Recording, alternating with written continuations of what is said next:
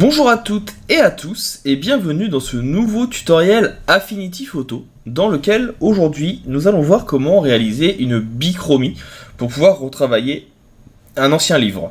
C'est une demande qui m'a été faite par un internaute pour Photoshop, mais je l'explique aussi sur Affinity Photo, je trouve que c'est quand même beaucoup plus sympa. L'idée c'est que cette personne vient reproduire ou retravailler ici des éléments d'anciens ouvrages pour avoir un fond blanc et un texte noir. Et il m'a soumis la question suivante: comment sur un texte scanné, dont les pages sont un petit peu jaunies, il va pouvoir venir récupérer bien justement le même effet que sur l'élément précédent. Donc nous allons voir dans ce tutoriel, d'une petite dizaine de minutes, un petit peu moins, 7 ou 8, comment réaliser cet effet très rapidement et très simplement. Ce tutoriel, si vous l'avez apprécié, n'hésitez pas à le dire en commentaire et à vous abonner. L'objectif des 10K pour la chaîne YouTube avant fin 2020 est toujours d'actualité. Nous sommes plus ou moins dans les temps. On est 8600 aujourd'hui, donc ça me ferait plaisir de pouvoir réussir à monter à 10 000 avant la fin de l'année. Donc je compte sur votre abonnement, vos partages et vos likes. Si la vidéo vous a plu, bien sûr, et si elle vous a déplu, n'hésitez pas à me dire pourquoi, de façon à ce que je puisse m'adapter pour les prochaines. Pour le moment, en tout cas, on va attaquer cette petite astuce avec la découverte du filtre, ou plutôt de l'effet de calque seuil, qui va permettre de mettre en place cette bichromie. Avant d'attaquer le passage en bichromie, on va commencer déjà par venir enlever des éléments qui ne sont pas utiles. Pour cela, je vais prendre ici la double équerre, qui est en fait l'outil recadrage. Et je vais venir enlever les éléments qui ne m'intéressent pas. Par exemple, celui-ci. On va enlever ici cette petite ombre, on va enlever le dessus ici, on va enlever également les doubles pages, ou plutôt les surperpositions de pages, et le bas. Je vais même remonter un petit peu, histoire qu'on ait autant de matière en haut qu'en bas, pour avoir une page un peu centrée. En faisant ça, on se rend compte aussi d'une chose, c'est que déjà la page n'est pas centrée. Il y a ici, vous voyez, un petit souci de perspective. Si je viens descendre, donc là, hop, je appuie sur Entrée, une petite règle, donc je peux prendre les règles ici en haut, normalement. Ça marche mieux si je prends le bon outil, c'est-à-dire le deuxième, et donc je viens faire descendre une règle, on voit que notre élément n'est pas droit. Pour arranger ça, j'enlève la règle avec un CTRL Z, on reprend ici notre outil de recadrage, et vous avez ici redresser.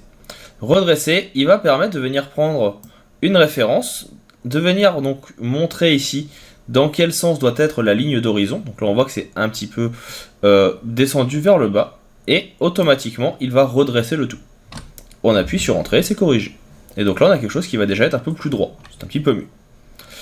Petit défaut que je trouve, c'est qu'ici on va manquer d'informations, on va manquer de pages comme on en a l'autre côté. Donc là je vais venir prendre mon outil de sélection rectangulaire, et je vais prendre celle-ci. Je vais faire un CTRL J pour la dupliquer, et avec mon outil de recadrage, je vais revenir agrandir un petit peu, tout simplement pour avoir un petit peu plus de matière. Et avec cette duplication, je fais un petit CTRL D, je vais venir tout simplement la retourner dans l'autre sens, en appuyant sur Shift pour aller plus vite, et on va venir ici la mettre en haut.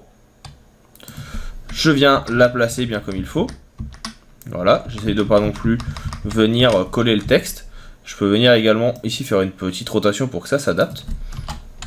Et avec l'outil de rotation et de recadrage, on va agrandir un petit peu.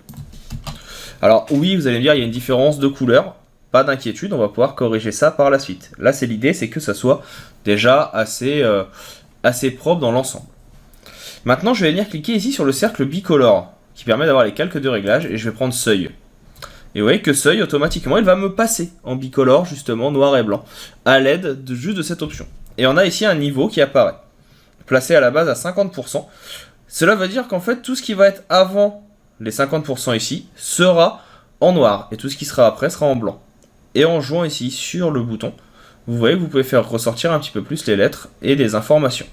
Plus vous allez aller vers la droite, et plus les éléments blancs deviendront maintenant noirs, donc ça va modifier le tout. Et donc là, je vais juste remonter un petit peu, vers 60, de façon à ce que les lettres soient un peu plus visibles.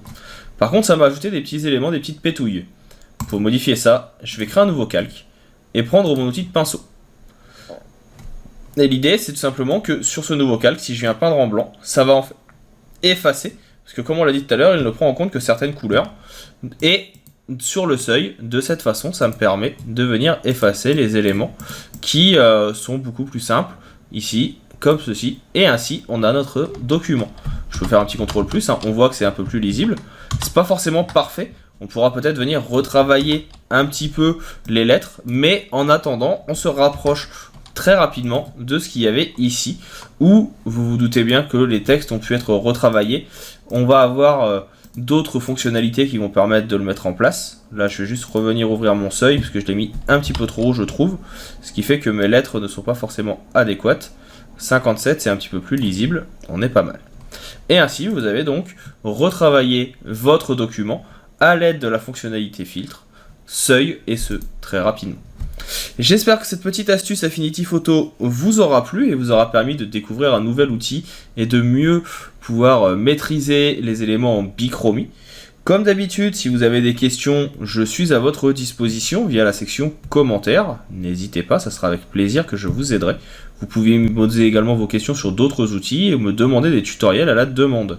C'est avec plaisir, encore une fois, que je viendrai vous aider. Si vous avez aimé la vidéo, n'oubliez pas de vous abonner, de partager celle-ci, de liker, de mettre un pouce bleu. Bref, tout ce qu'il faut pour montrer eh bien, que la chaîne vous plaît et que vous avez envie de continuer à la faire vivre. Parce que c'est un travail qui se fait entre vous et moi. Ça ne va pas se faire tout seul. Il ne me reste maintenant plus qu'à vous dire à bientôt et à vous souhaiter une bonne continuation dans l'apprentissage de Affinity et des outils de PAO. À bientôt!